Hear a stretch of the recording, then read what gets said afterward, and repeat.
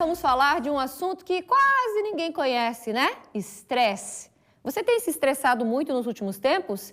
Gente, o estresse não é algo tão distante da nossa realidade, não é mesmo? Hoje em dia, então, nem se fala. Pode-se dizer que é um dos males aí do século, né? Mas você sabia que o estresse pode afetar várias partes do seu organismo? Isso mesmo, a situação pode complicar. E, inclusive, pode levar a outras doenças. Por isso é tão importante ficar bem longe, tentar evitar ao máximo, né?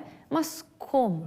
Quem vai conversar com a gente é a médica psiquiatra, a doutora Vanessa Adegas Menin. Boa tarde, doutora Vanessa. Boa tarde, Cris. Boa tarde, pessoal. Tá estressada hoje? É incrível, né? Como tem dias que a gente às vezes acorda bem e tal, e ao longo a situação vai levando a gente, eu acho... O que é o estresse? O que acontece com o nosso organismo? Ele vem provocado por situações exteriores ou é algo que eu já tenho e só é impulsionado por situações? Na verdade, o estresse, ele acontece para todo mundo, né? Em todas as idades, qualquer pessoa, inclusive na infância, adolescência, as crianças também podem se estressar, né? O estresse é algo que vem de fora, né, Cris? Existem dois hormônios que estão na fisiopatologia do estresse, que é o cortisol e a adrenalina.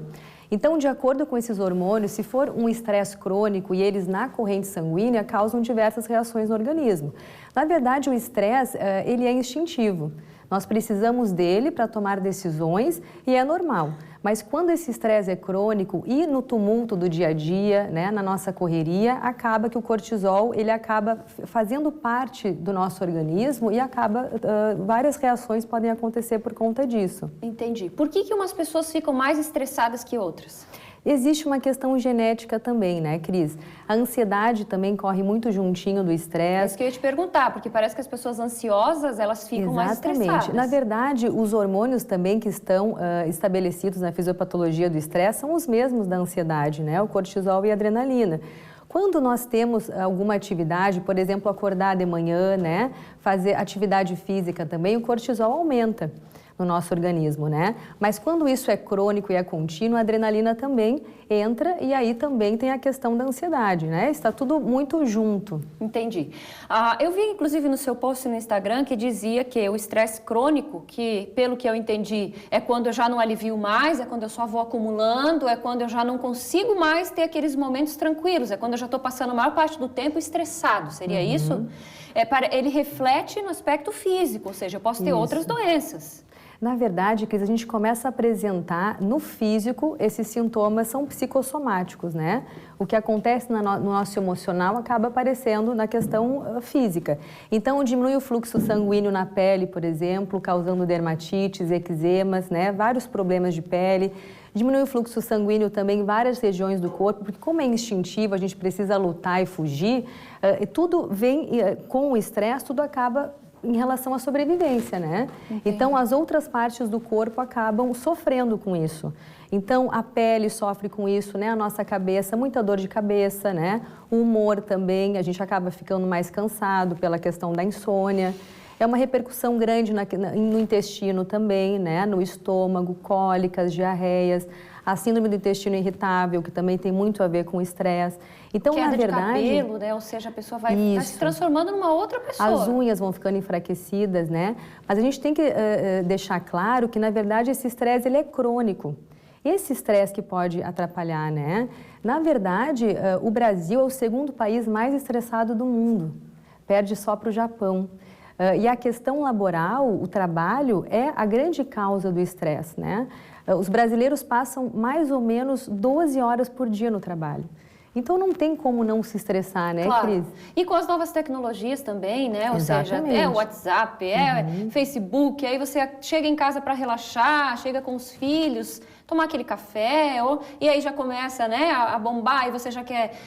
aí vem um problema de família, aí já vem lá, mas o negócio do trabalho que eu esqueci, aí já vai, a mente começa com aquilo... Cadê o sossego e a privacidade, né? As pessoas têm dificuldade para relaxar.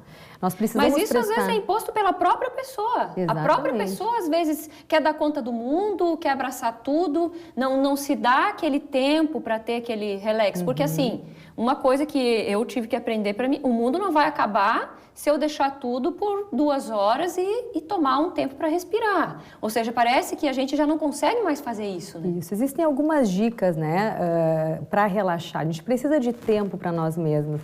Mas eu fico pensando, se as pessoas trabalham tanto, elas vão ter tempo quando para relaxar, né? Precisamos de um tempo para nós mesmos, para refletirmos, né, sobre as questões. Precisamos realmente realizar as coisas e não deixar para o amanhã, cuidar com os atrasos, né?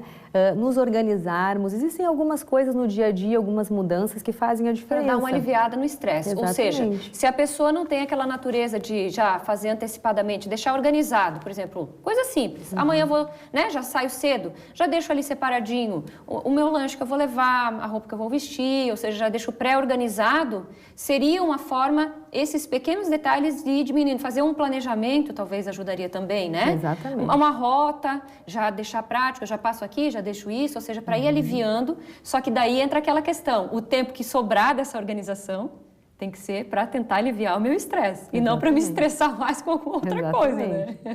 Nós precisamos atentar para a qualidade de vida, nosso estilo de vida, né?